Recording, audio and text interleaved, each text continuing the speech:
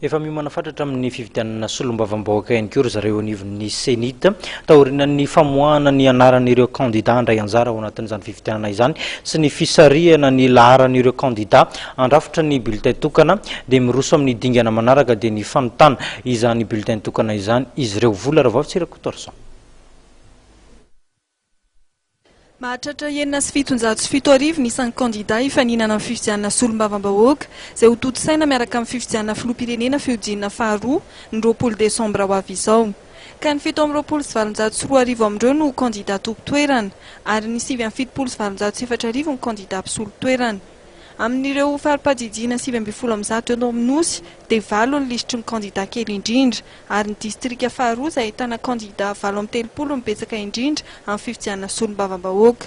Nambarany teo anivon'ny senita fa tsy mitovy ny bulletin tokana ampiasaina amin'ny fari-padidiana tsirairay. Amin'ireo ilay fari-pifidianana samihafa manerana Madagasikara dia miovaova toy izay ihany koa ny isan'ny kandida ka ny fepetra noraisina zany teto anivon'ny senita dia ho an'ireo fari-pifidianana manana kandida 7 ka hatramin'ny 90 dia ny taratasy-ndatsabato zany ilay bulletin tokana dia amina taratasy format A4. Ho amin'ireo fari-pifidianana izay manana kandida 70 ka hatramin'ny 30 dia amin'ny taratasy-ndatsabato format A3 izay zany ilay bulletin tokana.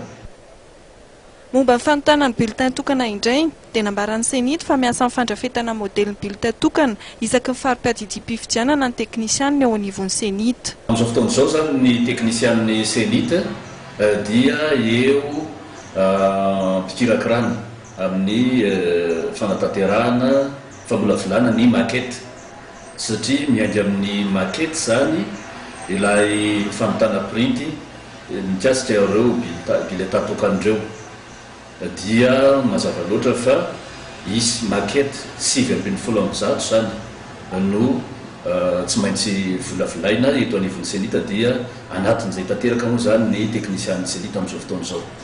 Raha tsy misy ny fiovana dia any amin'ny herinandro ambony zany heverina fa efa tokony ho lasa ny commande amin'izay fanontana ny bulletin tokan'izay. Toy ny tamin'ny fifidianana filoham-pirenena fihodinana voaloha dia any Afrika Atsimo no anatanterahana ny fanontana ny bulletin tokana ampiasaina amin'ny fifidianana solombavam-bahoaka izay atao ny 20 desambra ho avy izao. Mikasika ny fomba fifidianana mandritra ny 20 desambra izay sady hanaovana ny fifidianana filoham-pirenena fihodinana faharoa no hanaovana ny fifidianana solombavam-bahoaka dia toy izao ny tsara ho fantatra. Ny fanatanterahana ny fifidianana zany amin'io fotoana io raha ho alaitsika sary an-tsaina dia ny biro fandatsaham-bato zany dia tokana ihany toy izay nampiasaintsika tamin'ny fifidianana voalohan'ny repoblika teo fa ao anatin'izay biro fandatsaham-bato zay dia mazava loatra misy vata fandatsaham-bato urna anankiroa dia izay zany dia mitarika ihany koa ny fisina liste d'émargement zany hoe ilay lisitra fanaovan'ny mpifidy soni rehefa vita ny fifidianana misy karazany roa zany le izy. Ny iray zany ho amin'ny fihodinana faharoa amin'ny fifidianana filohan'ny repoblika, ny iray ho amin'ny fifidianana solombavam-bahoaka.